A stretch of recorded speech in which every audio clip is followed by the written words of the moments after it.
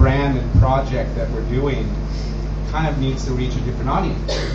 And that has to have different content in it, and it has to be relevant to those viewers and people, and it's in all parts of the world for what we're doing. And I can't even imagine having our own internal team without putting a serious investment, and that investment doesn't necessarily mean money, but it means time and effort. And I view the help of a third party who can know really what they're doing and do the tracking and do the monitoring and put on the relevant feeds so that your news is relevant, not too much spamming, and very pertinent to get people to say, wow, you guys have something to talk about. I want to share this with my friends. So we did a few projects that have used social media in the past, and some have worked and some haven't. When we were on our expedition a few years ago, we created an iPhone app that was a geo-tracker, so you could video our expedition as we went, and that's what Google Earth loved, and that was a way to bring people along on our expedition from anywhere in the world with little video clips of 30 seconds or 20 seconds. Wow, look what they found, look what the scientists found. We also have a star here in Hong Kong named Jam, who's a local singer, and she's a young singer, and she's great.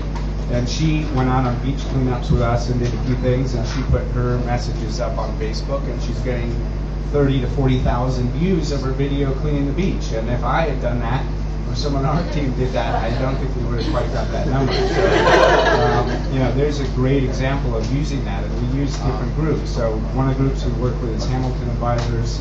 We just have a great new phone tool, tmssearch.com, and if you type in the word Ocean 205, you're going to see a film trailer of ours for our upcoming Ocean Film Festival, and some other videos that are relevant to what we're doing. And again, here's a phone app that can go anywhere in the world, which we wouldn't be able to manage in-house on our own. And I think as the channels proliferate, the value you can get, especially when the world is looking for things to get engaged on as individuals. They don't just want to read news. They say, wow, I care about something. What is it?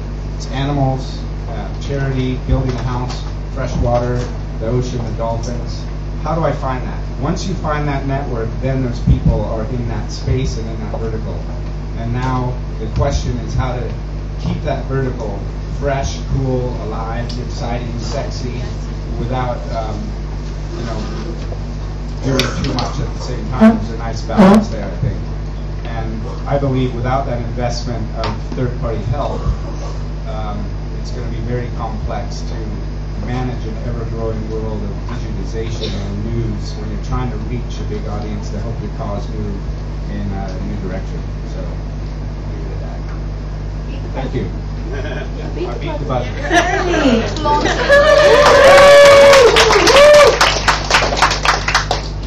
Thank you very much, Doug.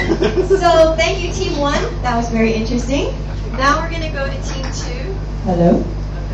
Now we're going to go to Team 2.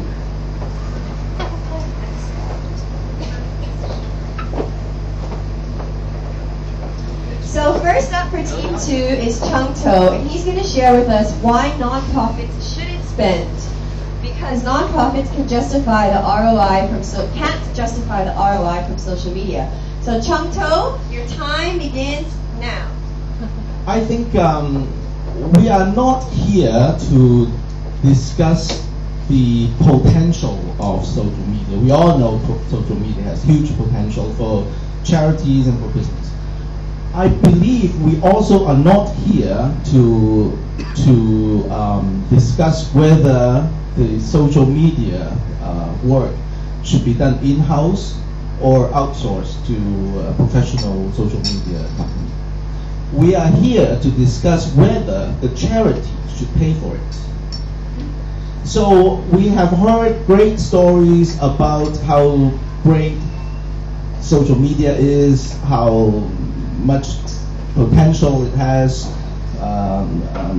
why it should be done in a more effective way. by an outsourced professional agent. But I have not heard why the donors' money should be used to spend on social media itself. We realize that the importance of fundraising or so-called resource development for all charities. We started with 127 AIDS orphans in China, and now we support over 9,000, which is a huge growth in just 10 years. And with the inflation in China, with the appreciation of the RMB, our funding need is ever increasing. So social media is a very good way to diversify our sources of income. And at the same time, we have seen huge potential as well. Give you an example, a company recently wanted to do a social media event with us and say that, for every Twitter message that is being forwarded, we'll give you $1 Hong Kong. So we said, how much do we expect to get? Oh, maybe 10,000. And then within 33 hours, we received 150,000 forwarding. So it was 15 times over the expectation within a much shorter expected period of time.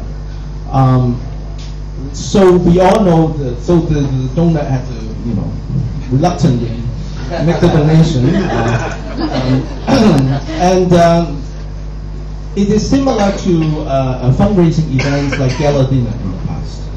We realized that there is a niche market in organizing gala dinners, and it is an important way of reaching out to the high society for charities.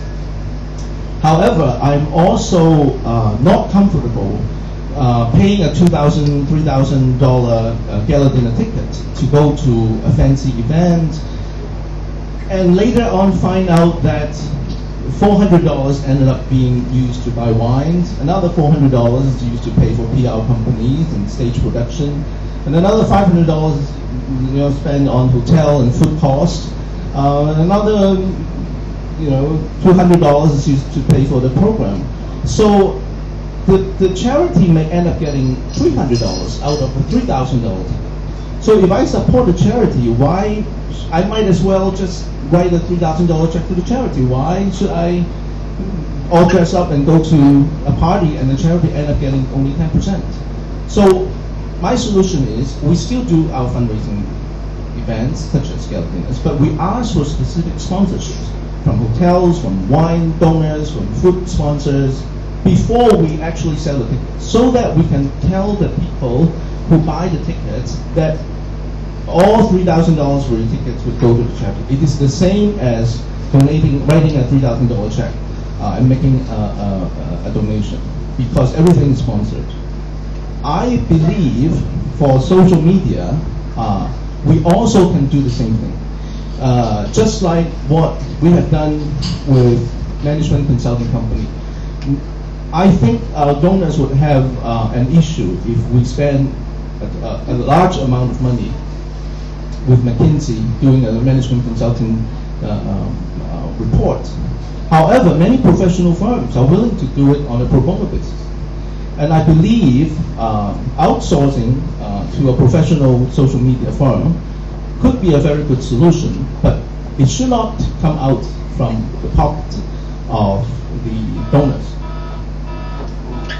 Thank you very much, Kang To.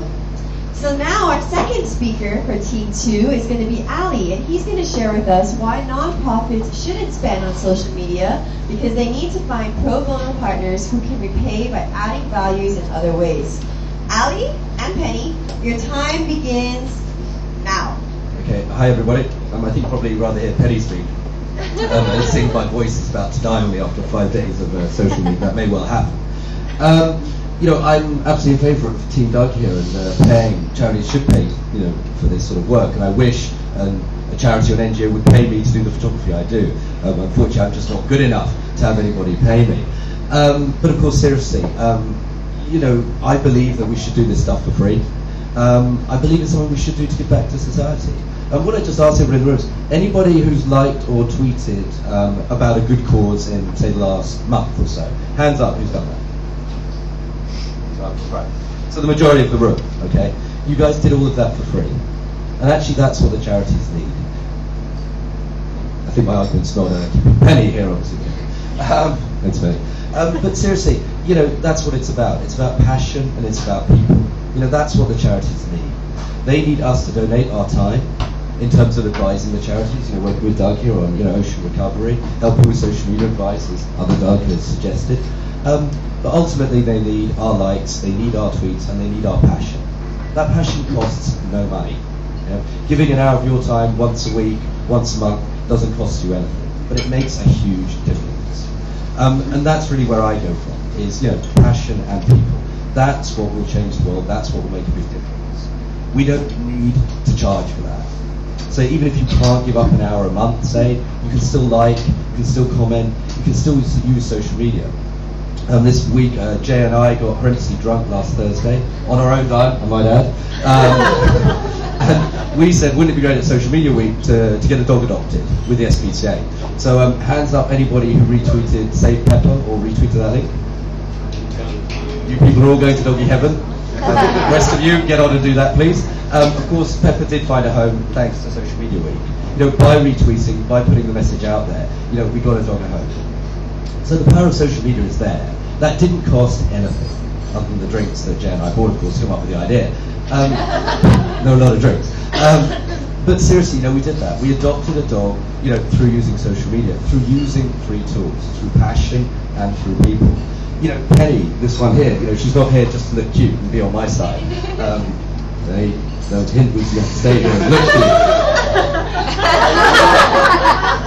She just wants to go to Louise over there, that's all. But seriously, you know, Penny, we adopted Penny because somebody, you know, put it up on Flickr, shared it on Facebook with Dog Rescue, you know, and then they found out, you know, we found out about it through that channel. It didn't cost any money to get this dog adopted, you know, it was just passion and people. You know, and critically, of course, it's the people part. Social media isn't new. We've always been talking to each other since the dawn of time. All social media has done is connect us, you know, to each other. And it connects up the charity with the causes. And that really is my point, to be honest with you. I don't need to beat the buzzer because I can kind of sell it just with Penny here. You know, it's about passion, it's about people. Ultimately, it's about you great people who came here today. You know, you've given up your time for free to come here. You know, actually you paid the door entrance, so I may have defeated my own argument slightly there, but I believe the money is going to a good cause. But you know, you've given up your time, you've shown the passion. You know, you are the people who can make the change. We don't need money. We need more passion and we need more people. So with 1 minute, that's it. No, anything to add? No, so please vote for Team Doug, please vote for us, but ultimately just vote for a good cause. Thank you very much.